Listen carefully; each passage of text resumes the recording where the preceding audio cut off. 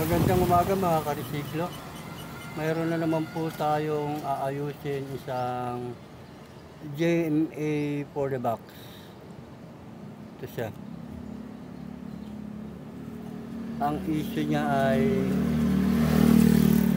no power daw, sabi ng may parang pumutok daw sa loob. Pagawa po ito ng isang mabuting customer sa atin. Kaya buksan na natin ito.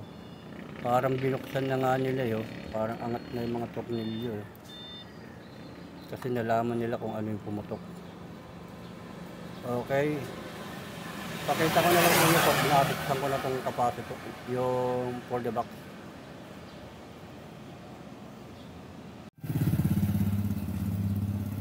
Ito mga karesiklo, nabuksan ko na yung GMA for the box.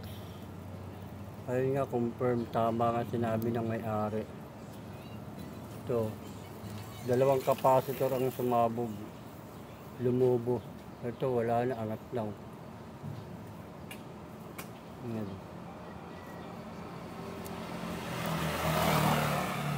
Yun, angat na yung ano nyo. Yung pinakagoma ng capacitor.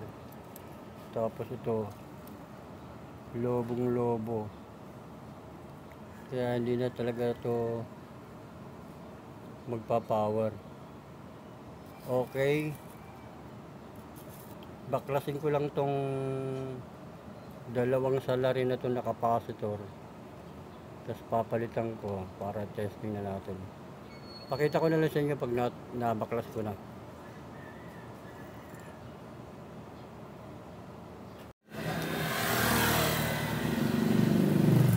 Ito mga karesiklo, nabaklas ko na yung board.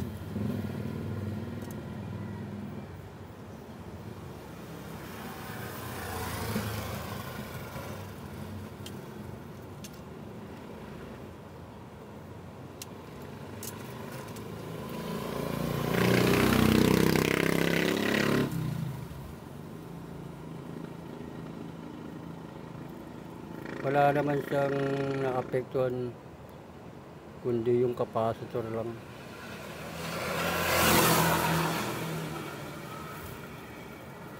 Tanggalin ko lang itong mga capacitor na to.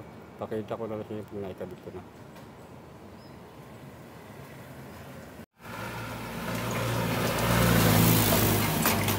Ito mga karesiklo, nabaklas ko na yung capacitor. Ayan, wala na yung dalawa.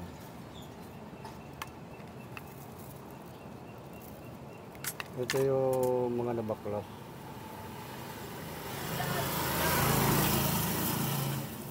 Ang isa ay 470 UF 10 volts.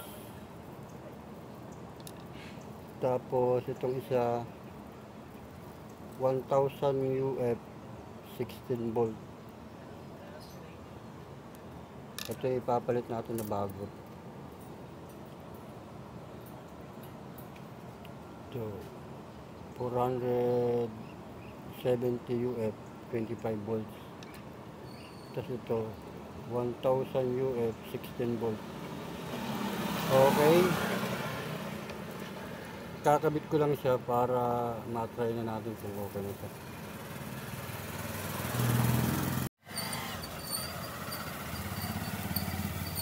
Ito mga karesiklo, nagkabit ko na yung mga bagong capacitor. Ito, yung dalawa.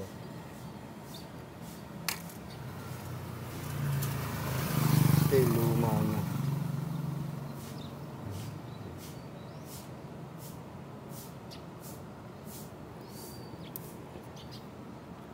Okay, balik ko lang siya sa case tapos magpa-final testing na tayo.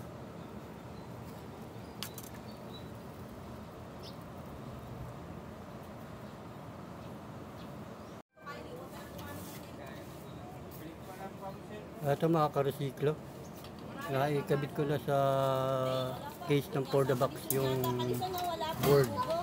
Ito, okay na siya, naikabit ko na.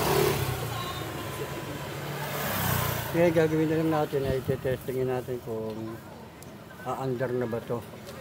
kung lalabas na ba yung logo o ilaw na. Okay, saksak ko na ito, saksakan.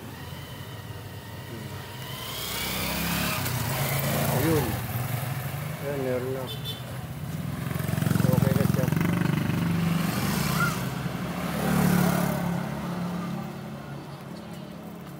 Bulutin ko. Yun, wala.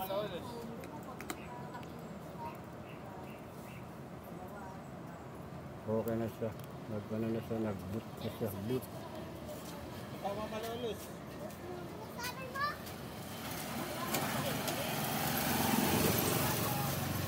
Ano ang pamintang drug? Pamintang drug.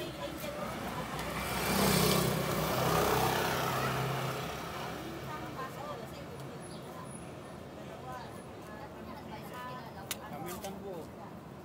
Okay na siya.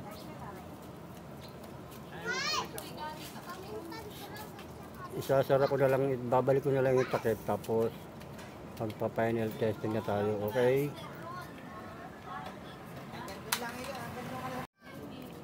At sa mga karesiklo, natakpan ko na yung GMA for the box.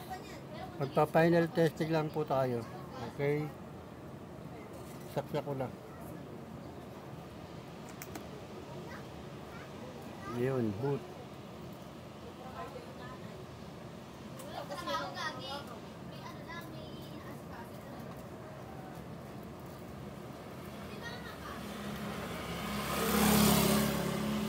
Okay na siya, mga karesiklo.